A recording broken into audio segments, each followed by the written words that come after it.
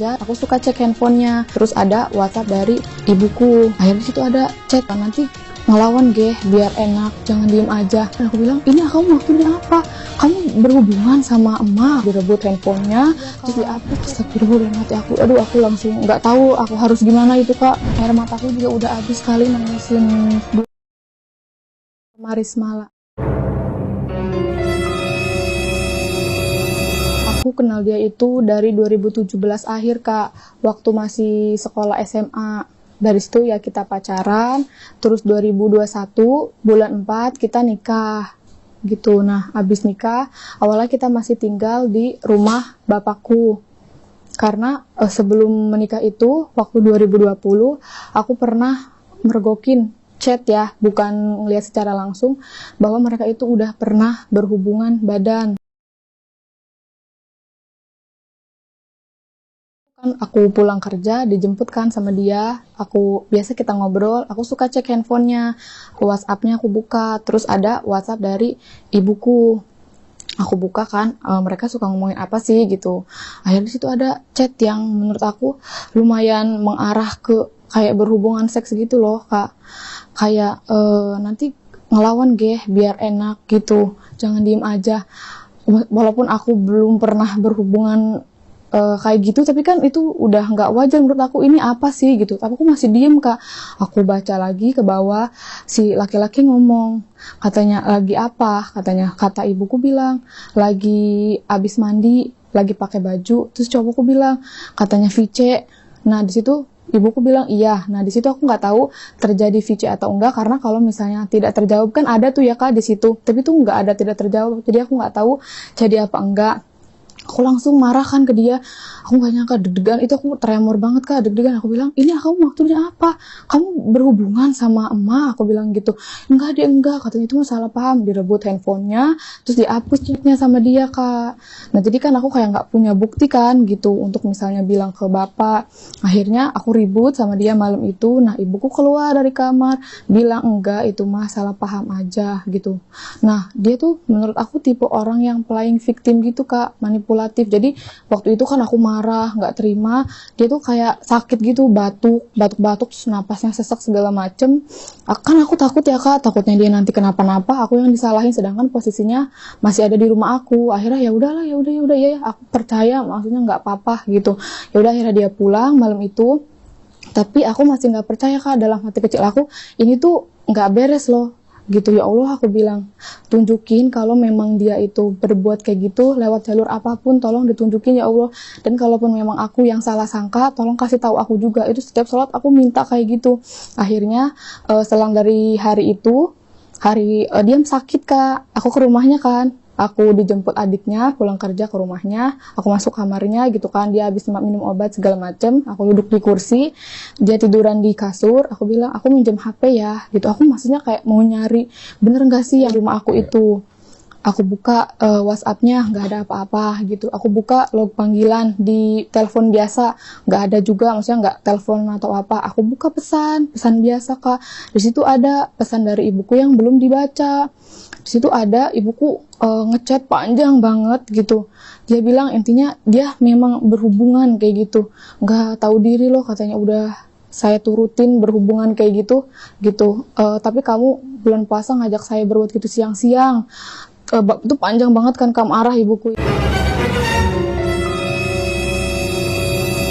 diri katanya, pokoknya ngomong kasar lah, udah diturutin berhubungan kayak gitu, udah tahu bulan puasa minta berbuat gitu siang-siang, terus bawahnya mah tipe segala macam. Wah aku langsung kaget, ya Allah astagfirullahaladzim. Aku bilang, aku ngegetar banget kak, nggak nyangka gitu tuh, ya Allah ini ternyata beneran dugaan aku selama ini gitu, dugaan aku yang kemarin-kemarin. Terus udah gitu aku tetap baca kan ke bawah segala macam. Dia sempet tuh beda hari kan ngechat jam 5 pagi, katanya kok lampu rumahnya gelap katanya gitu kan. Terus ibuku bales, nanti aja ya kalau mau nanya, katanya saya mau tidur. Nah udah tuh kan, aku langsung pura-pura ke kamar mandi. Aku sempet curhat sama adeknya, hah masa sih sis gitu kan, gimana ya, bingung mau ngebuktiinnya gimana, nggak punya bukti yang jelas kan gitu. Nah dari pas hari itu aku baca pesan itu, aku langsung izin ke kamar mandi. Aku bilang, aku mau ke kamar mandi sakit perut, aku boleh ya minjem HP kamu buat hotspot, aku bilang gitu, karena kuota aku habis, aku mau dengerin lagu di kamar mandi. Oh iya, katanya dia bawa aja. Dari situ aku panggil adeknya, deh, aku bilang, lihat ini, aku bilang, ya Allah, kata kakak kamu kayak gini beneran dugaan kita, aku bilang gitu. Shoot kan, itu aku kirim ke WhatsApp aku, lewat WhatsApp dia, tapi langsung aku hapus gitu kan dari galeri, dari WhatsApp. Dia nggak tahu aku ke kamar mandi, langsung ke kamarnya lagi. Aku bilang, aku pulang ya, aku bilang gitu, udah malam gak enak.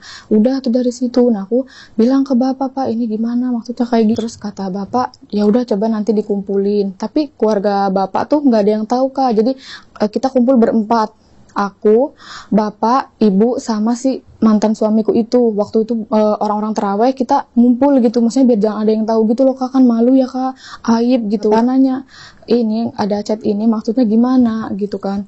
Enggak, kata ibuku, itu mah salah ketik doang. Kata, salah ketik gimana? Kata bapak, ini tuh jelas loh kamu ngomongnya, katanya gitu kan. Pokoknya mereka nggak ngaku segala macem. Bapak tuh orangnya bukan tipe yang suka kasar, galak segala macem ya kak. Bapak mungkin hatinya mah kesel gitu. Tapi bapak bilang, ya udah, katanya kalau memang kalian nggak ngaku, katanya nanti suatu saat, katanya barang kalian busuk, kata bapak gitu kan. Terus si cowok ketakutan, nangis bersimpuh di kaki bapak. Pak, katanya maaf pak, ampun pak, saya hilaf, katanya gitu. Aku langsung kaget gitu. Ya Allah, aku bilang, tapi tetep kak, ibuku nggak ngaku gitu. Pak, maafin saya pak, katanya saya hilaf pak, katanya cuma sekali doang, katanya gitu. Saya cinta pak sama Risma, katanya saya sayang sama dia, saya nggak mau pak putus sama dia, dia gitu. Bapakku udah kacau perasaannya, udah, katanya kamu pulang dulu sana, pulang, katanya gitu kan. Aku di kamar kayak, ya Allah gitu, aku harus gimana ini mah udah kacau banget, aku bilang gitu kan. Ditanyakan sama bapakku di kamar, tetep ya si ibuku yang nggak ngaku, cuma ya udah minta maaf, cuman nggak ngaku itu salah gitu. Udah lewat hari, bapak bilang kayak udah Risya jangan sama dia lagi gitu kan, karena laki-laki tuh kalau udah tahu kayak gitu, udah pernah begitu, nanti dia akan begitu lagi. Pada saat itu kan aku baru kerja di tempat, karena orang kayak gitu nanti bakalan kayak gitu lagi gitu. Tapi kan aku dengan usia yang masih berapa, 18 atau 19 saat itu, aku juga belum kenal deket banget sama teman-teman di toko yang sekarang gitu. Jadi aku nggak ada tempat untuk bercerita. Jadi aku ya bergelut dengan pikiranku sendiri aja. Aku juga masih cinta gitu, bucin banget aku tuh ke dia gitu. Akhirnya aku bilang, Pak, tapi aku tuh cinta Pak sama dia, kan dia cinta pertama aku bilang, aku nggak pernah pacaran sama dia Pak, mungkin dia nanti juga berubah kali Pak, itu mah hilaf gitu. Aku jadi malah aku yang sering berantem sama bapak, karena akunya pengen sama dia, bapaknya nggak setuju kan. Gitu. Akhirnya ya berjalannya waktu segala macem, ya mungkin bapak juga bingung kan, aku anak satu-satunya, kalau aku nggak diturutin takut akunya gila atau gimana kan. Sampai akhirnya waktu itu ke pernikahan gitu. Nah pas pernikahan juga bapak bilang, sekarang Riz, sebenarnya bapak tuh pas kamu nikahan juga hati bapak mah hancur, katanya gitu kan. Makanya pas di foto pernikahan itu kan bapak mah nggak ngegandeng aku sama sekali gitu tuh. Mungkin dalam hatinya mah kayak, aku tuh nggak siap mengantarkan anakku untukmu, mungkin ya kak, karena nggak megang aku sama sekali gitu loh. Mungkin ya pakai masker, mungkin sebenarnya sedih gitu. Dan belum ada yang tahu kan, dari keluarga aku nggak ada yang tahu tuh kasus yang pertama. Terus kalau dari keluarga dia ada, cuman kayak adiknya sama beberapa kakak. Udah kita nikah kan, awal nikah itu masih di rumah bapak, aku kerja, bapak kerja. Aku juga masih suka curiga gitu ya kak, maksudnya kita nggak pernah tahu lah orang tuh bakal gimana gitu, apalagi sekarang udah di rumah loh berdua gitu. Akhirnya kita nikah bulan 4, bulan September kalau nggak salah kita pindah gitu. Nah waktu pas pindah juga ya ibuku tuh nangis marah-marah gitu.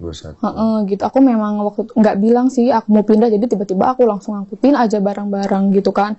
Terus ya bapakku juga agak sedikit marah sih, kok nggak bilang-bilang sama bapak kalau kamu mau pindah gitu kan. Ya kalau bilang nanti pasti sama ibuku nggak boleh gitu tuh kak, karena aku tuh nggak mau bapak juga pikiran gitu kan, bapak kerja aku pengen tenang gitu tuh, takutnya malah pikiran terus kan. Si ibuku sama si mantan suamiku ini di rumah berduaan, sedangkan aku kerja gitu. Akhirnya kita pindah kan, dan di situ ibuku tuh banyak banget ngeluarin sumpah serapah segala kak. Mikirnya aku kerja, bapak kerja, aku takut lah dia nanti di rumah, dia kan bisa bilang misalnya, kamu di rumah sama kamu dulu ya, tidur siangnya, marahnya ya gitu. Dia sumpah serapahnya banyak banget keluar buat aku kak, buat nggak tahu diri lah segala macem gitu. Apa sih namanya, nanti kelahirannya susah, pokoknya yang kayak gitu-gitulah kak. Aku nggak bisa nyebut ya. Dia tuh marahnya bukan anaknya pergi, tapi dia mungkin nggak bisa bertemu lagi sama si mantanku itu kalau menurut aku gitu. Terus aku blok kan WhatsApp-nya gitu. Nah dia nge-spam kan ke suami aku gitu. Ada juga WA aja di blok tuh. Tapi nggak tahu kenapa kalau telepon biasa tuh masih bisa dihubungin aja loh, padahal udah di blok gitu Kak. Jadi masih bisa ngirim SMS aja tuh, ibu aku ngirim SMS tuh masih masuk kan. Pernah juga waktu itu ngechat kayak halo gitu, udah bangun belum, jangan lupa berbuat kayak gitu ya gitu. Saya juga abis berbuat kayak gitu loh, jangan lupa salat subuh ya, jangan lupa mandi kan, jangan lupa berbuat kayak gitu sama istri kamu. Saya juga abis berbuat kayak gini sama suami saya gitu tuh Kak. Tapi itu ngechat ke handphone suamiku kayak gitu, mantan suamiku. Udah kata udah jangan dibalas gitu. Aku waktu itu sering banget kan nangis, tapi aku nggak berani cerita sama teman toko karena menurut aku malu gitu. Dan aku juga masih ngasih kesempatan untuk mereka gitu, bahwa yang pertama tuh memang beneran hilaf gitu tuh. Aku yakin mereka bisa berubah Kak gitu. Tapi kan ternyata seiring berjalannya waktu, ternyata mereka masih ada hubungan gitu, sampai akhirnya kemarin digerebek sama warga bulan November 2022. November bulan kemarin tanggal 15. Jadi waktu itu aku kan kerja, aku punya usaha kan Kak, mie ayam. Jadi bapak lagi beli bahan-bahan mie ayam ke Jakarta. Jadi jam 1 itu bapak pergi ke Jakarta. Nah dia itu kalau nggak salah shift 2. Nah udah gitu pas bapak berangkat, kata warga ya, kata saksi, kok warung mie ayam tuh masih siang, emang kenapa gitu. Nah ibuku masuk ke rumah kontrakan tempat tinggal kita. Jadi kedai mie ayam aku itu nggak jauh dari kontrakan aku gitu, ke situ. Karena kontrakan itu kan punya ibunya si mantan suamiku gitu, deket situ. Dia ke kontrakan aku. Terus ada di situ rame Kak, di depan tuh ada yang jualan ketoprak, ada yang lagi ngobrol segala macam. Itu jam 1 siang Kak. Terus udah gitu diliatin kan, kok masuk ke rumah si Risma, ke kontrakan si Risma, sedangkan akunya nggak ada. Dilihat di waktu, mungkin kok ini orang lama banget nggak keluar. Tahu Kak, karena sebelum-sebelumnya itu, sebelum terjadi penggerebekan 1 bulan yang lalu itu, abis maghrib atau apa pokoknya masih sore, biasa kan warung mie ayam tutup jam 8-an, itu masih sore kok udah tutup. Nah terus ibuku ke kontrakan aku juga kayaknya Kak, aku nggak tahu karena kan aku mah kerja ya, pulang jam 8 malam gitu. Nah terus tetanggaku tuh aneh, kok udah tutup jam segini, kayak agak curiga gitu kan. Tapi emang warga tuh udah sering curiga, kayak kok ini mah kayak bukan hubungan menantu sama mertua pada umumnya gitu, beda lah pokoknya. Tapi mereka tuh ya bingung juga gitu tuh, gimana mau ngasih tahu ke aku, maksudnya ngegepin atau gimana, bingung, nggak ada bukti kan. Akhirnya waktu malam-malam itu, berarti kan 1 bulan sebelum penggerebekan, mungkin sekitar bulan Oktober atau September ya Kak, berarti malam itu si ibuku masuk kontrakan, aku belum pulang kerja. Tetangga aku yang sebelahan banget sama warung mie ayam itu minjem tangga ke tetangga lain, minjem tangga dari ventilasi belakang kontrakan kita. Pas dilihat mereka lagi nggak pakai baju apapun, nggak pakai pakaian sehelai pakaian pun gitu Kak. Nah tadi posisi si mantan suamiku ada di sebelah, lagi di kulkas lagi minum kan. Nah kalau si ibuku itu ada mau ke kamar mandi gitu, nggak tahu mau pipis atau mau apa gitu ya. Tadinya mau difoto atau di video. Nah jatuh si tetangga akunya itu, handphonenya jatuh, pokoknya intinya tidak ada bukti, nggak kedenger mau jatuhnya kayaknya gitu. Nah terus udah gitu ceritakan ke yang lain-lain gitu. Nah sebenarnya ibu-ibu tuh sering suka gosip-gosip kayak ini mah apa sih namanya, kayak ada yang aneh. Nah tapi sering tuh diomelin sama si suaminya yang pertama kali ngeliat, ih kamu tuh jangan suka ngegosip kayak gitu, nanti mah takut orangnya marah karena nggak ada bukti. Pas dia ngeliat sendiri kan, ya ternyata bener dong yang suka ibu-ibu omongin tuh gitu.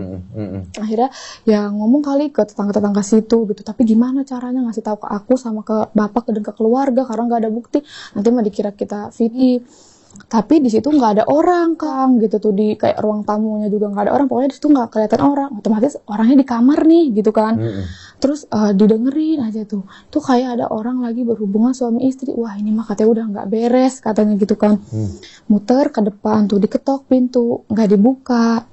Terus udah gitu pas si mantan suamiku itu lari ke kamar mandi, ada apa ini ke kamar mandi, alasannya katanya mau BAB, dan ibuku masih di kamar mandi, di kamar Kak, kalau nggak salah cuma pakai bra aja, tapi udah bawahnya udah nggak pakai celana gitu, udah nggak, pokoknya pakai bra aja.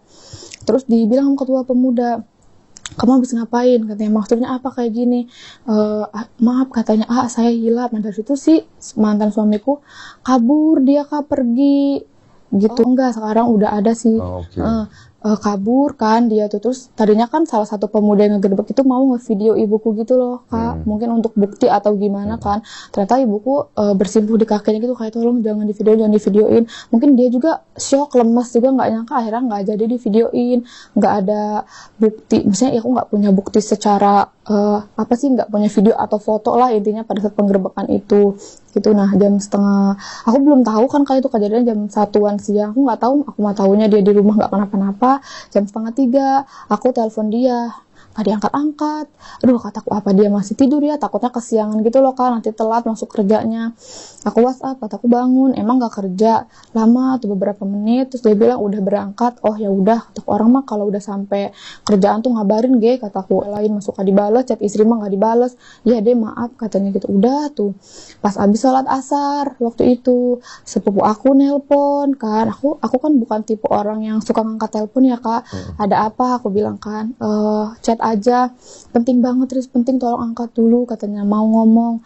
Iya kata aku kan, di chat aja atau VN, aku bilang gitu. Soalnya nggak enak sama om mama teteh karena lagi rame di kerjaan, aku bilang gitu. Terus iya Risma tolong ya izin pulang sama teteh sama om katanya gitu, karena ada masalah di rumah gitu kan. Terus ya izin harus gimana, ya jelasin dulu aku gimana mau izin kalau aku nggak tahu ceritanya, aku bilang gitu kan. Itu katanya mama sama si R katanya digerebek pemuda. Hah, digerebek di mana? Yang benar, aku bilang. Nggak nyangka kan, aku bilang di kontrakan katanya digerebek sama pemuda, lagi enak katanya gitu, lagi berbuat begitu. Dan si mantan suamiku ini kabur kata aku kan. Enggak kok, dia kerja, karena kan jam 2:30 itu dia bilangnya udah berangkat. Nggak percaya sama berita itu loh Kak, aku masih percaya bahwa ya dia kerja gitu tuh, kalian tuh salah loh gitu. Akhirnya kata saudaraku, kerjanya di mana emang, di toko yang mana? Ada di dekat sini, aku bilang. Ya udah kalau emang dia kerja, kamu bawa dia pulang ya, karena mau sidang sama Pak RT katanya. Maksudnya apa nih gitu, terjadi kayak gini. Terus udah gitu pas akhirnya kan aku nggak percaya, kayak ih ada tahu dia tuh kerja, aku udah kayak gitu. Aku masih berpikir positif bahwa enggak kok, kalian tuh salah. Akhirnya aku minjem motor temen aku kan, kalau nggak salah jam 5-an lah gitu, aku ke tokonya dia karena nggak jauh kan dari tempat kerja aku. Di motornya itu di parkiran nggak ada Kak. Aku masih berpikir positif banget, aku bilang oh mungkin lagi ke toko temennya kali ya, ngambil barang atau apa yang harus dipinjem. Aku Mbak maaf, aku bilang ada Pak R nggak ya, aku bilang gitu. Bu katanya Pak R-nya nggak masuk tahu, katanya sambil nunjukin chat kan, katanya sakit katanya, tapi aku nggak ngeliat jelas ya, cuma kayak sambil nunjukin gitu. Jam berapa dia bilangnya, aku bilang jam 1 atau jam 1:30-an lah ya, pas waktu di penggerebekan itu. Astagfirullah, dalam hati aku, aduh aku langsung nggak tahu aku harus gimana itu Kak, blank banget lah otak aku. Udah Kak, aku bilang oh ya makasih, aku keluar di motor, aku bilang ya Allah gitu, digerebek pemuda tahu, orang-orang tahu gitu, terus berarti ini aku harus pisah sama dia gitu tuh, karena udah jelas ya aku disakitin, tapi aku tuh masih cinta banget gitu Kak ya. Aku 5 tahun kan sama nikah gitu sama dia gitu, dari zaman sekolah aku yang nemenin gitu ya, intinya kita berproses bareng-bareng lah sampai dia ada di titik sekarang, sampai dia jadi karyawan tetap gitu kan. Siapa Kak ibaratnya yang nggak nemenin mah kalau bukan aku gitu ya gitu. Ya aku tahu mungkin ada doa ibunya juga ya kan, yang maksudnya ya dilancarin kerjaannya, tapi kan ada rezeki istri juga kan Kak di situ. Setiap saat aku selalu berdoa, ya Allah semoga suamiku suatu saat bisa diangkat jadi karyawan tetap. Dia baru banget pindah ke situ tuh diangkat jadi karyawan tetap. Aku mikirnya kayak gitu, gue yang nemenin kok jadi kayak gini loh gitu, kok dia tega banget sih sama aku gitu. Akhirnya aku pulang lagi ke toko kan, tuh aku udah bengong banget kan, lagi ada barang yang pada bongkar barang segala macam, tapi aku tuh udah bengong gitu kan, tapi aku belum bilang ke teman-teman, belum bilang ke ke orang toko lah gitu, ke bos juga belum bilang gitu kan, maksudnya malu ya. Awalnya tuh masih kayak berharap ya aku masih tetap bisa sama dia gitu loh kan. Kata saudara aku udah ya katanya pulang gitu kan, ditungguin Pak RT. Kata aku nggak mau gitu Kak, karena aku nggak siap gitu loh Kak, aku nggak siap untuk menghadapi kenyataan ini gitu di depan semua orang. Aku menyaksikan ini semua, aku nggak siap gitu, aku nggak siap pisah. Dan aku nggak nyangka kenapa kamu masih berbuat kayak gitu sama ibuku gitu tuh. Akhirnya jam setengah 8 kan kita pulang jam 8, setengah 8 itu paman aku ngejemput aku. Ya udah akhirnya aku izin kan pulang. Di rumah tuh udah rame banget Kak, udah rame, banyak orang gitu, udah pada tahu semua gitu, udah nyebar lah di kampung-kampung lain juga udah pada tahu. Akhirnya aku ke rumah budeku gitu kan, iya nih Neng yang sabar ya katanya gitu kan, udah ya Neng ya sama dia jangan dilanjutin lagi hubungannya katanya gitu, kasihan Neng sama bapak. Maksudnya mereka tahu aku tuh demen banget. Aku bingung diem aja kayak Allah gitu tuh, gimana ya gitu tuh, aku demen sama dia, kok dia kayak gini sih sama aku bilang gitu. Akhirnya ke rumah RT tuh dikumpulin. Tadinya kan dia nggak tahu keberadaannya di mana kan. Pas waktu dari kerjaan dia aku chat kan, kamu di mana? Wah aku marah kan. Maksudnya apa sih aku bilang gitu, kenapa tuh kamu tuh berbuat kayak gini lagi, aku bilang sekarang di mana, aku bilang gitu. Dia bilang katanya ada di rumah temennya. Ya di mana rumah temennya, aku bilang gitu kan. Pokoknya nggak jawab ada di mana. Aku telepon nggak diangkat, matiin data. Aku telepon biasa nggak diangkat, aku chat biasa juga nggak dibales segala macem. Akhirnya dia bilang katanya salah paham kan. Dia ngomong juga tadi digerebek tapi langsung ditarik lagi sama dia Kak, tapi aku udah sempet baca gitu kan. Terus kata dia aku juga nggak tahu, katanya tiba-tiba katanya didobrak aja pintunya, aku mau BAB katanya gitu kan. Maksudnya dia nggak ngaku gitu loh Kak. Terus sebelum aku pulang kan aku ngeliatin CCTV aja gitu, aku masih berharap kalau ayo jemput aku gitu, kamu jelasin ke aku bahwa orang-orang tuh nggak bener loh bilang kamu digerebek tuh gitu, ayo jelasin ke aku biar aku juga bisa bela kamu di depan orang-orang. Aksi punya pikiran gitu. Aku ngeliat lagi di CCTV kirain dia gitu ya, ternyata bukan. Akhirnya ya udah aku pulang, dikumpulin di rumah RT gitu kan. Akhirnya dia pulang kan karena si RT bilang ke kakaknya ya harus diberesin ini mah gitu kan. Pulang tuh dianya di rumah RT ya, pas diceritain lah kronologisnya, saksi-saksi segala macam. Ya mereka nggak ngaku si mantan suamiku ininya enggak, katanya gitu orang saya mau BAB ke kamar mandi katanya, kan nggak ada bukti katanya gitu kan. Mana ada nggak buktinya, kata keluarganya di situ ngedampingin juga lah, kan aku juga ada kakaknya dia tuh tahu.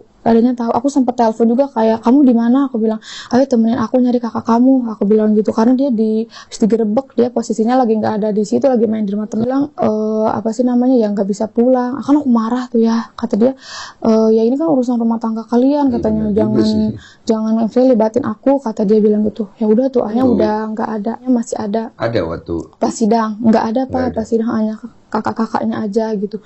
Nah pas di sidang kan mereka nggak ngaku, katanya enggak lagi BAB, katanya kan mana nggak ada buktinya, nggak ada foto atau nggak ada video katanya. Tapi kan kalau dipikir secara logika gitu, dua orang beda lawan jenis ada di dalam kamar dengan pintu terkunci, dan pas ketika didobrak itu tidak memakai pakaian sehelai pun gitu, ya itu ngapain gitu. Ibuku bilang katanya ngadem kan ngadem katanya gitu, tapi kan sengadem-ngademnya nggak akan buka secelana-celana gitu loh Kak. Aku bilang gitu ya, maksudnya ya orang juga pasti bisa mikir lah Kak, segerah-gerahnya orang, apalagi di situ ada menantunya, masa sih sampai ngebuka pakaian kayak dalam hati aja gitu. Aku diem aja pas waktu sidang, aku dengerin aja mereka ngomong apa gitu kan. Terus udah gitu nggak ngaku kan, enggak, kata ibu kok belum katanya gitu kan, maksudnya nggak berbuat gitu belum. Di dalam hati aku ya kalau ada beli nggak berbuat, kata aku ya kalau belum bakal ada mau dong, maksudnya ada kayak niat dong gitu kan. Belum terjadi, maksudnya akan ada mau, dalam hati aku mikir gitu, tapi aku diem aja tuh. Akhirnya waktu itu terus gimana kata Pak RT-nya, gimana ke bapakku kan, gimana Kang jadinya. Iya katanya ini ya di semua warga biar tahu, katanya saya udah nggak menerima dia sebagai istri saya lagi, katanya kata bapak, dan saya juga udah nggak menerima dia sebagai menantu saya lagi karena udah sakit, katanya hati saya mah disakitin, karena maksudnya udah sama anak saya diginiin, saya juga diginiin gitu kan. Akhirnya bapak kayak minta uang denda gitu loh Kak, kayak sakit hati lah, keluarganya dihancurkan, minta sejumlah uang gitu kan. Nggak disebutin nggak disebutin nggak apa-apa, gitu. Bebas kamu. Ada waktu itu bapak minta 50 juta, 25 dari laki-laki, 25 dari perempuan gitu kan, karena sakit hati banget lah gitu. Bapak juga kan mau ngurus perceraian, karena ya kita bukan dari keluarga orang yang punya lah gitu Kak. Bapak udah mas sekarang usahanya juga lagi begini kan gitu, jadi mau ngurus perceraian dari uang itu. Akhirnya kan masih negosiasi segala macam, udah tuh sidangnya dibubarin, pulang ke rumah. Nah besok paginya itu ibu mertua aku datang ke rumah ke rumahku jam 8 atau setengah 8 pagi gitu, datang, ada apa sih katanya gitu kan, rame-rame gini katanya. Itu mah katanya orang sirik katanya gitu, maksudnya sampai ngegerebek tuh bukan bener berbuat zina lah, itu mereka mah sirik katanya. Sirik gimana, aku tadinya kan di kamar aja, mereka kan di ruang tamu kan, ibuku juga masih ada gitu, ada bapak, ada pade aku, ada paman aku juga di situ. Terus kayak itu mah katanya sirik katanya, percaya kata gitu kan. Aku diem, aku dengerin, ya aku kesel gitu ya, aku bilang, terus ibuku juga bilang enggak katanya, enggak gitu, kayak orang belum katanya gitu kan, ya orang ngadem doang katanya gitu kan. Akhirnya aku keluar karena aku greget banget. Aku bilang, di mana saya bisa berpikir positif bahwa ngadem itu enggak pakai baju, enggak pakai celana, sengadem-ngademnya juga enggak segitunya, dan kenapa warung umi juga harus enggak ngaku lah pokoknya intinya gitu, enggak berbuat intinya. Terus ibu dari si mantanku itu udah ya katanya, maksudnya jangan panjang-panjang lah katanya gitu, itu mah orang sirik. Dia bilang gitu. Aku bilang kan, Bu, aku bilang gitu, sebenarnya aku tuh sering pengen cerita ke ibu tentang si mantan suamiku ini, karena ini tuh buka sampai akhirnya digerebek tuh ada beberapa fase yang kayak dia chatan sama perempuan lain. Waktu bulan Agustus kalau nggak salah aku nemu lah gitu, pokoknya Agustus tahun ini gitu, pokoknya aku berantem hebat sama dia karena aku curiga ini tuh orang ada VN tuh katanya, kok telepon gue nggak diangkat katanya, awas lo kalau telepon gue lagi katanya akan gue angkat dusun. Aku itu perempuan karena aku nggak tahu perempuan ini kontaknya, maksudnya nggak aku kenal sama teman-teman tokonya, ini siapa, aku bilang gitu kan. Aku deg-degan tuh, biasanya kan perempuan gitu ya kak, kalau udah deg-degan segala macam itu pasti bener gitu. Dan aku lihat juga postingan, akhirnya aku ngepoin si akun Instagram si perempuan itu pakai akun fake aku kak, maksudnya nggak percaya gitu loh. Ada salah satu postingan dia pakai jaket warna yang sama kayak punya suamiku, aku langsung deg-degan ya, maksud aku kenapa warna jaketnya sama gitu, terus kenapa sih mantan suamiku tuh bilang maksudnya nggak bisa membuktikan juga gitu loh kalau itu tuh dua jaket yang berbeda. Aku bilang ya udah kalau memang itu jaketnya kamu punya masing-masing, ya udah tunjukin foto dia jaketnya yang ada di dia, kamu juga tunjukin, kata dia. Nggak ada di rumah katanya gitu. Ya udah, kataku coba ambil, pokoknya aku nggak percaya lah gitu. Aku tahu dia tuh ada main kayak gitu sama dia, walaupun aku nggak tahu hubungannya gimana, tapi kan sempat ada chat-chatan dia. Menurut aku udah punya istri, nggak baik dong. Barang juga dipinjemin gitu kan, jaket udah dipakai gitu tuh, nggak percaya segala macem. Akhirnya malam-malam kan aku ngamuk ya kak, maksudnya nangis jam 2:30 malam waktu bulan Agustus tahun ini tuh. Aku kayak, kenapa sih, aku bilang gitu, kenapa sih kamu tuh jahat sama aku gitu tuh, aku harus gimana lagi, aku bilang gitu, kalau semua orang tahu masalah kamu yang pertama, kataku, apa enggak jijik mereka, aku bilang gitu, apa ada perempuan yang mau, aku bilang gitu kan. Udah sih kataku tuh ya, orang mah kita tuh hidup harus gimana lagi sih, kita udah nikah, kita lagi ngejalanin usaha, aku bilang gitu kan, kita juga punya planning kan, kita mau punya rumah, kita pengen punya mobil, udahlah kita jadi orang tuh udah tinggal ibadah aja yang bener, kerja yang bener, aku bilang gitu kan. Kalau memang kamu udah nggak suka sama aku bilang, kamu balikin aku ke orang tua aku masih punya bapak, masih punya ibu waktu itu yang masih mau menerima aku, mereka masih sanggup untuk biayain aku bilang, enggak deh, saya minta maaf, pokoknya dia minta maaf segala macem, aku sayang kamu, ya gitu kak. Apa ya, dia tuh orangnya manipulatif, dia orangnya playing victim, pokoknya kalau ketahuan salah gitu bilangnya aku cinta, aku minta maaf, aku janji berubah gitu, dia hilaf, maksudnya chat-chatan gitu sama cewek dia. Nah terus udah gitu aku kan masih teriak-teriak, gimana sih kak, maksudnya sakit hati banget loh gitu, yang pertama aja aku udah ngemaafin kan gitu sama ibuku sendiri, kok sekarang kamu malah ada main juga sama perempuan lain, so chat-chatan juga sama cewek lain. Akhirnya aku marah kan, tuh mataku sampai bengkak banget kak, nangis kan. Terus akhirnya dia kesel ya terus kamu maunya gimana gitu. Sempat ada juga dia yang ngecek aku gitu loh. Pacaran nggak? Iya. Itu pertama kali aja itu? Dia ngecek aku kan, kayak kamu tuh maunya apa sih? Mungkin nggak kuat juga kali kalau ngebanting aku, kan gedein aku badannya. Terus udah gitu, ya udah nih, aku bilang cekek aja, aku bilang gitu kan, nggak takut, aku bilang gitu, kamu tuh maunya apa, ya udah katanya panggil papa kamu tuh katanya diberesin, katanya gitu semuanya, kamu maunya apa katanya gitu kan. Udah tuh dia udah ngelepasin kan itu kan, dia ke kamar tuh, aku tetap masih ngecombres aja, masih ngomong aja, ya gimana sih kak, aku nggak terima itu. Akhirnya aku masih ngomong aja segala macem, ya dia ada sampai gitu kan, pasti dia udah minta maaf segala macam kok, maksudnya masih ngomong aja kayaknya gitu, seperti tabukin ya. beberapa kali gitu. Terus udah gitu, ayo bang gak takut, aku mah pukul aja, bilang tapi aku nggak balik nabok cuma Iya, ya udah, maksudnya, secara gitu. mulutnya ya udah tabukin aja, aku biar aku mati aja, kata aku bilang gitu, sekalian biar kamu bebas sama perempuan lain, aku bilang gitu. Ya kan, kenapa aku ngomong gitu, ya udah mah aku udah cinta banget loh kak sama dia, jadi ya udahlah gitu, kalau emang aku nggak bisa milikin kamu, udah mendingan aku yang nggak ada. Aku sering ngomong gitu. Akhirnya Diana tuh sempet ngejedotin juga kan gitu. Udah tuh kan, terus dia minta maaf tuh sengaja segala macam. Itu mah katanya bukan aku gitu kan. Lah aku bilang bukan kamu gimana? Aku bilang gitu kan, di depan muka aku itu kamu. Mau dalamnya isinya siapapun ya aku nggak mau tahu. Ibaratnya yang mukul di depan muka aku ya kamu, ya itu kamu doang yang aku tahu gitu kan. Minta maaf segala macam, dan aku juga udah capek banget kak karena nangis teriak-teriak. Akhirnya tidur tuh pagi kan, terus dengan mata yang bengkak dan kontrakan yang berantakan kan, aku ngelempar apa segala macam, kayak kesel gitu, kok si ini nggak ngaku-ngaku sih gitu, apa sih, tinggal sebenarnya sama aku tuh gampang kak, kayak misalnya dia berbuat salah, ya udah kamu ngaku, minta maaf dan jangan ngulangin, itu aja sih sebenarnya kalau sama aku kak, nggak yang ribet-ribet gimana. Kadang sampai ribet gede tuh karena dia nggak ngaku, muter-muter kemana-mana, sampai akhirnya aku yang tahu sendirilah, ibaratnya kan sakit ya kak kalau kayak gitu. Udah tuh akhirnya apa sih namanya, kerja kan segala macam, agak lumayan aku ngambek lah, maksudnya masih nggak percaya. Ya udah akhirnya ya mau gimana kan kak, masa mau diem-dieman aja, ya udahlah aku, ya udah ya Allah gitu kan, udahlah jangan ribut aja, ya udah pura-pura biasa lagi gitu, maksudnya ya udahlah lupain yang kemarin-kemarin, dia bilang katanya kan hilaf nggak akan ngulang lagi, ya udah aku percaya gitu kan, ya udahlah mungkin nanti mah enggak gitu. Ya udah akhirnya terus bulan berapa ya, kayaknya kalau nggak salah sebelum penggerbekan itu beberapa hari tanggal berapa aku lupa itu, apa Oktober akhir, aku ngecek handphonenya karena setiap pulang kerja aku selalu ngecek handphonenya kak, takut ada yang aneh atau gimana kan gitu. Terus udah gitu aku cek di WhatsApp, nggak ada yang gimana tentang kerjaan doang gitu tuh. Terus cek di pesan juga nggak ada, cuman operator aja lah gitu. Terus cek di telepon biasa juga nggak ada gitu kan. Aku cek ke foto, ke galeri, takutnya dia foto sama perempuan kan gitu.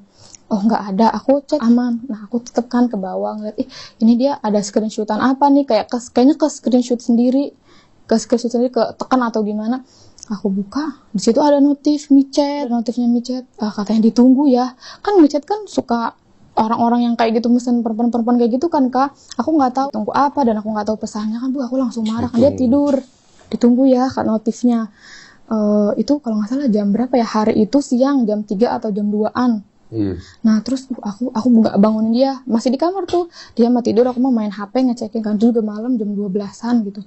Terus akhirnya aku download di Play Store, aku cek Play Store, bener si micet itu ada di paling atas gitu loh kak. Berarti kan kalau ada di paling atas sering dipakai, kalau nggak baru diinstal gitu kan. Nah aku download, aku masukin nomor teleponnya, ya memang udah ada akunnya kak, ada namanya, memang bukan nama dia, tapi nomor telepon dia.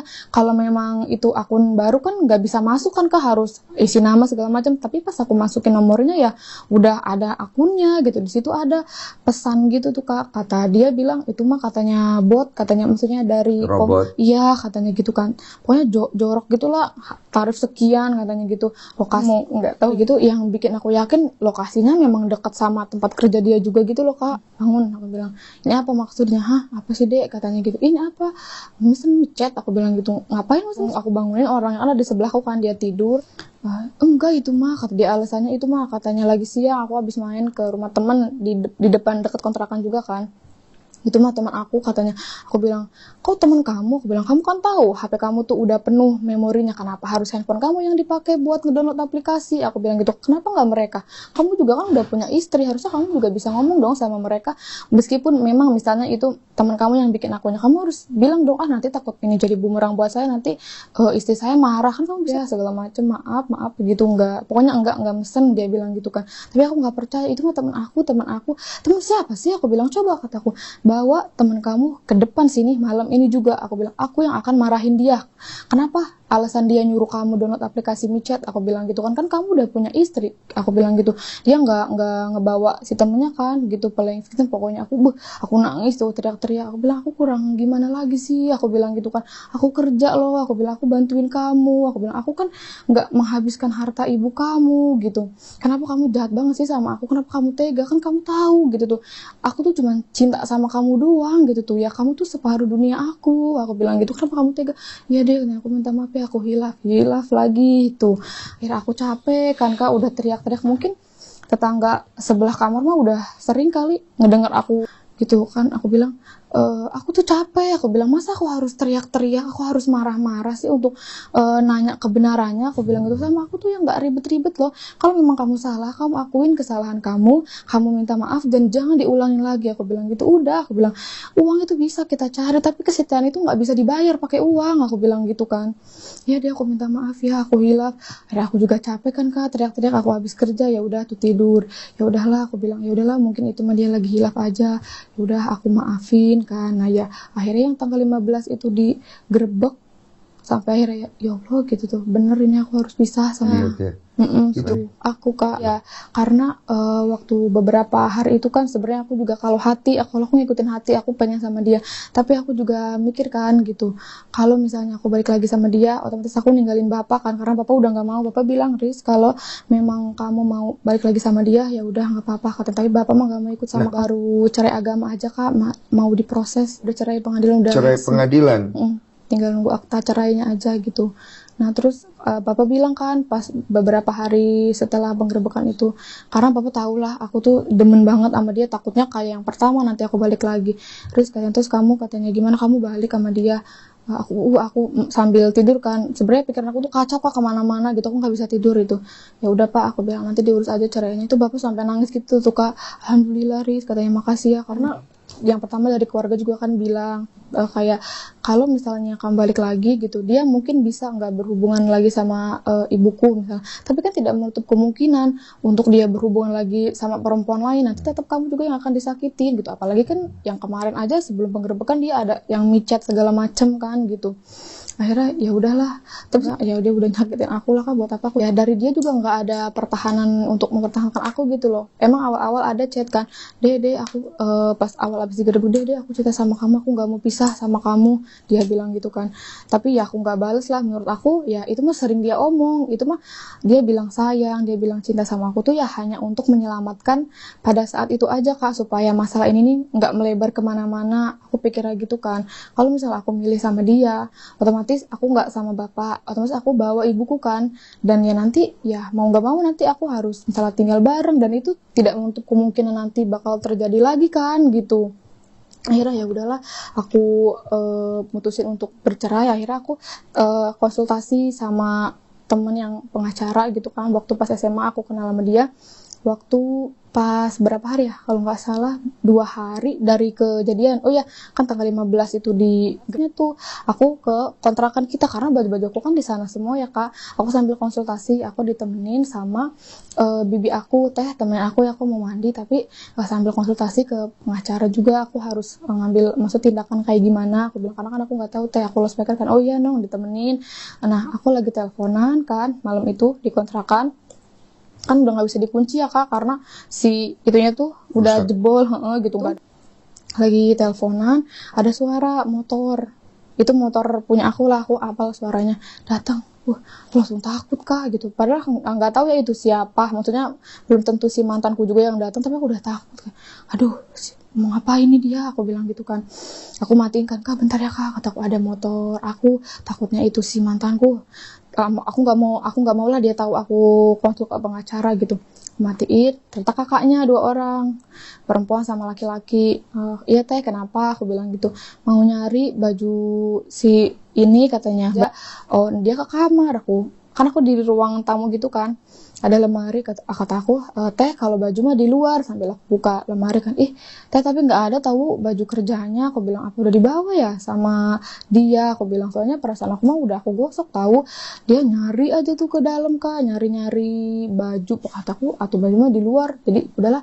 Tapi hati kecil aku tuh nggak yakin kalau dia tuh nyari baju gitu loh kak. Dia nyari ya apa yang bisa dia jual, karena kan pada saat sidang itu dia bapak aku kan nuntut kan 25 gitu loh. Terus udah gitu, udah tuh kan, nggak ada bajunya, udah pulang lagi tuh. Aku lanjutin kak, telepon sama si pengacaraku itu. Nah udah gitu, nggak lama dari situ dia datang lagi, suara motor itu. Aduh, aku bilang, aduh siapa lagi nih? Ternyata si kakak datang. Waduh, aku matiin lagi teleponnya kan. Aku berdiri bangun, iya kata, mau apa? Aku bilang gitu kan, dek katanya kamu bener, katanya mau pisah sama aku. Kata aku, sayang deh, aku cinta sama kamu dek, ini tuh teguran deh buat aku, katanya sama kamu sayang, tuh teguran buat aku. Dia bilang gitu kan. Aku bilang, ya gimana? Aku bilang kan ini semua juga kan gara-gara kamu, bukan aku yang minta. Aku bilang gini kan, aku malu loh sama orang-orang, apa kata orang. Iya deh, minta maaf segala macem. Terus aku pakai kalung kan kak, aku pakai kerudung. Dia gini-gini, dek aku sayang sama kamu, pokoknya sambil ngerayu. Tapi aku risih ya kak, takutnya aku diambil gitu kalungnya, karena ya dia gini-gini ngapain masuk ke kerudung. Kan aku pakai tuh kayak nyari-nyari gitu loh, kan aku pakai kalung, kayak nyari-nyari kalung kalau perasaan aku ya gitu. Terus udah gitu, apa sih, aku bilang jangan kayak gitu, gue malu, karena kan ada bibi aku, ada bibinya bapak juga datang gitu. Nah bibinya bapak lagi ngambil skincare tuh di meja rias aku, ini dia. Terus dia, ya udah katanya, kalau kamu mau pisah mah katanya gitu, kamu milih katanya, mau motor ini katanya, apa uang tabungan mie ayam, karena nominalnya kan sama. Lah kataku kan mie ayam aku yang punya, aku bilang gitu, itu modalnya juga modal aku bilang gitu, usahanya maksudnya ide jualan juga ide jualan aku bilang, marketing segala macam kan aku yang juga, aku bilang gitu. Kamu mah ngebantu sebagai admin aja, karena kan posisi dia tuh lebih sering di rumah kan kak, kan shift-shiftan tuh, misalnya dia order kan ke dia, jadi bisa nyampein ke warung gitu. Kalau aku kan kerjanya juga admin online shop, jadi takutnya kebelibet gitu, udah ngebalesin chat di kerjaan, ngebalesin chat jualan kan, mesen Gojek segala macem, jadi pakai nomor dia. Aku bilang, ya aku mah kalau mau ngasih juga 5 juta aja, aku bilang gitu kan, gak mau semua. Lah katanya 5 juta, dikit amat, masa aku keluar gak bawa apa-apa, kata dia. Tapi dia datang itu nyari BPKB motor, nyari kayak gitu kak. Dia ke lemari kan, buka lemari, terus udah gitu dia nyari, katanya BPKB motor aku kok nggak ada. Dia punya motor sendiri juga kan, dari orang tuanya. Kok nggak ada, katanya, dompet aku mana? Aku kan memang udah ngamanin kan kak, kayak aku tuh tipe orang yang naruh uang, naruh gelang kayak gitu tuh sembarangan gitu. Siang-siangnya aku udah amanin buku nikah, BPKB motor gitu, STNK segala macam tuh udah aku amanin, gelang, uang udah aku amanin semua. Nah kataku, BPKB motor, oh mungkin ke bawah kali ya sama aku bilang gitu, soalnya kan aku mah cewek, aku nggak tahu, aku bawa aja semua, kirain mah itu buku servis, mungkin aku juga mana, katanya gitu. Kok nggak ada? Aku bilang, nggak tahu dompet kamu mah, aku mah cuma ngambil STNK doang, aku bilang, karena kan STNK-nya diselipin di dompet dia kan, karena motornya dia yang pakai, dia yang megang dong kak STNK-nya gitu. Udah gitu dia nyari-nyari nggak ada. Ya udah aku bilang, aku deg-degan gitu loh kak, takutnya dia ke rumah kan ada buku nikah aku simpen di paper bag kan, dan nggak dikunci kamarnya gitu. Ya, aku ngalusin kan, takutnya kalau aku emosi dia takut makin emosi kan. Terus kata aku gini, ya udah, aku bilang, kamu tunggu sini ya, nanti aku cari di rumah apa yang punya kamu, nanti aku bakal balikin ke kamu, tunggu sini. Keluar tuh buru-buru kan kak, aku soalnya di otak aku tuh pasti dia mau ngambil gitu tuh. Aku duluan jalan, aku cepet jalannya dicepetin, nyampenya dia dulu, baru setengah jalan tuh dia udah duluan ngeduluin aku. Dia sampai dulu, sampai aku lari gitu tuh ke agak semak-semak gitu ya, biar cepet nyampe. Jadi posisi si kakaknya itu udah di motor, udah putar balik di motor. Terus si mantan suamiku ini udah masuk di rumah budi aku juga, sebelahnya itu ada saudara-saudara, tapi mungkin mereka juga nggak ngelihat kali si mantan suamiku ini masuk kan gitu. Bapak aku ngelihat aku kok lari-lari, kenapa, diliatin aja tuh. Aku masuk kan lari kecil, nah dia udah ngambil si paper bag itu, udah ngambil semua kan. Di situ ada BPKB motor yang atas nama aku, ada buku nikah, karena kata tante aku kalau misalnya buku nikahnya kamu hanya punya sebelah nggak akan bisa diurus, katanya gitu kan. Nah udah gitu dia ambil, dia kayak lari kecil gitu loh kak. Terus aku bilang, aku tarik kan bajunya, masa aku jangan dibawa semua gitu loh. Dia akhirnya ya berusaha, pokoknya dia mau melepaskan diri dari aku refleks Kak, aku ngomong, bapak, kataku tolong maling, pada kaget semua keluar. Nah saudara-saudara aku kan pada nyamperin, ya emosi lah, tapi nggak sampai dipukul atau nggak sampai gimana. Aku bilang tolong jangan dipukul, aku tolong jangan diapa-apain, aku bilang, karena kan nanti takutnya kita yang kena ya Kak gitu. Karena maksud saudara aku tuh mau didudukin gitu loh, si mantan suamiku ini maksudnya kamu masuk ke rumah saudara saya gitu, nggak assalamualaikum aja gitu, sedangkan nggak jauh dari rumah juga ada gitu, ada saudara-saudaranya juga gitu. Di situ kan kayak masih aku masih kayak rebutan gitu kan. Dia bilang ke kakaknya itu, Dut katanya, tangkep katanya gitu kan, ngasih si paper bag itu ke kakaknya. Ya ditangkap tuh. Akhirnya bapak aku yang ngedorong motor, kan namanya perempuan mah kan Kak segampang jatuh lah gitu ya. Akhirnya sempet oleng tuh jatuh gitu kan. Bapak ambil si paper bagnya itu ngasih ke aku. Nah, saudara aku kan marah kan ya ke si itu, maksudnya apa maksudnya kayak gini, kayak maling aja gitu tuh. Akhirnya dianya melarikan diri tuh Kak, masih di situ. Dianya kabur tuh ya. Aku nggak tahu lah, kayaknya pulang ke rumahnya, tapi nggak tahu lewat mana itu, lewat agak. Nah terus udah gitu dikasih ke aku kan, udah gitu ya marah lah gitu, kayak kenapa sih diteriakin maling segala macem gitu. Terus abis itu aku kasih dompetnya sama si BPKB yang punya dia. Ini pulang dia masih bawa motor aku juga. Aku juga nggak mikir, ya udahlah gitu tuh, nggak apa-apa ya mau dibawa dulu mah, karena aku kan masih punya pikiran bahwa mungkin nanti juga maksudnya balik lagi. Aku masih mikirnya kayak gitu aja Kak gitu. Dibawa kan motornya, ternyata pas aku ke rumah, aku kan tremor ya Kak, deg-degan. Udah mah abis kemarin ngedengar kabar kayak gitu gitu tuh, sekarang ribut-ribut lagi, udah deg-degan banget aku tuh. Terus udah gitu ke rumah bude aku kan, ternyata pas dilihat tangan aku, kayak lecet gitu Kak di sini, kayak kecakap doang. Ternyata pas di visum itu panjang, hampir 16 cm. Tahu Kak, mungkin dia melepaskan diri atau gimana gitu, aku nggak tahu, karena kan itu chaos banget lah ibaratnya gitu Kak. Udah gitu kata saudara-saudara aku, kayak dari tetangga-tetangga, udah visum aja visum. Ya udah aku visum tuh, aku sama pade aku sama sepupu aku naik mobil jalan itu, kata kakaknya tuh, kakaknya yang berapa aku lupa lah. Terus udah gitu katanya sini parkir ke sini, maksudnya ke rumah Pak RT, maksudnya jangan sampai aku tuh visum gitu. Tapi aku jalan terus kan, aku ke klinik terdekat. Katanya kalau visum kan nggak bisa di klinik, harus di rumah sakit. Aku ke rumah sakit, katanya kata Pak Sapam harus ada laporan polsek atau segala macam terdekat situ, ceritain gitu kan kalau ada zina segala macam. Terus ada KDRT katanya gitu, artinya aku mau memproses yang zinanya juga lah gitu.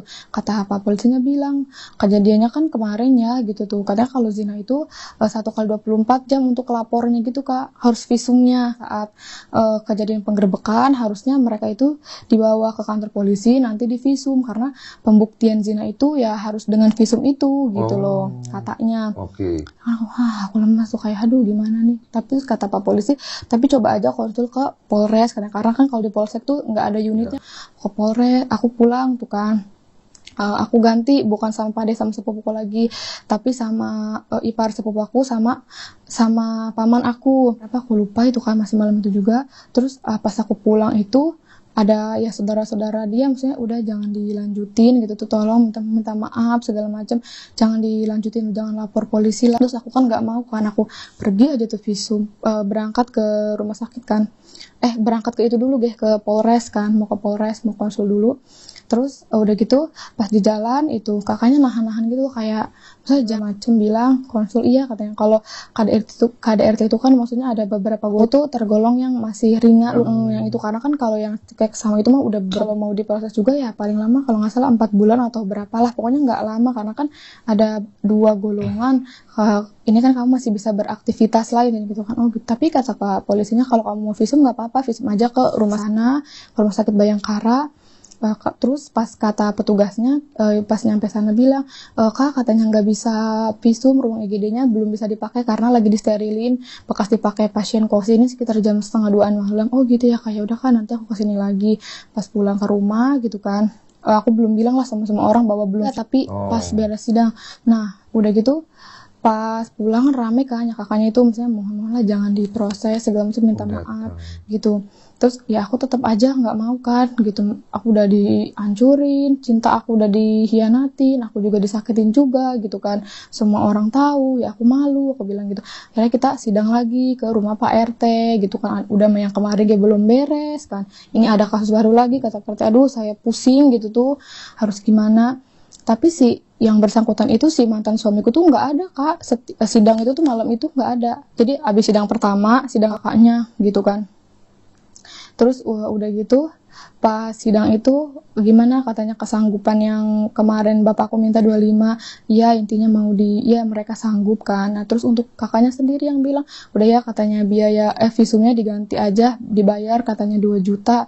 Aku bilang lah, kata kok murah amat, aku bilang berarti dengan 2 juta harga diri saya cuma segitu doang, berarti dengan enaknya dong nanti bisa dipukulin, bisa diapa segala macam. Aku nggak mau, aku bilang gitu, maaf ya aku nggak mau, aku bilang saya bakal tetap lanjutin prosesnya, terserah kepolisian hasilnya akan gimana, tapi kan pokoknya intinya nggak mau atau sampai malam lah musyawarah ini itu segala macem. Masukan ke dalam rumah itu kak, ada Pak RT, bapak sama paman dan bude pade aku, ini gimana intinya gitu kan. Awalnya itu si bapak aku yang 25 tuh mau nggak, itu kan 1 kali 24 jam, maksudnya nggak ada buktinya lah yang nggak bisa diproses. Aku ngotot kan ke Pak RT, aku bilang, Pak ini kan 2 kasus yang berbeda, bapak itu kasus perzinahan istrinya dengan menantunya, kalau saya kan kasusnya KDRT, mau ngelaporin juga, saya nggak mau lah Pak kalau harus bapak nggak dapet uang yang dia minta, dan saya juga nggak bisa ngelaporin, aku bilang gitu kan. Akhirnya Pak RT juga mungkin pusing sama aku, iya pusing pasti itu. bawel. itu udah rumit sekali itu loh. Di semuanya. Terus sampai malam banget tuh kak, udah mana posisinya hujan gitu, dingin, udah mah aku perempuan sendirian kan.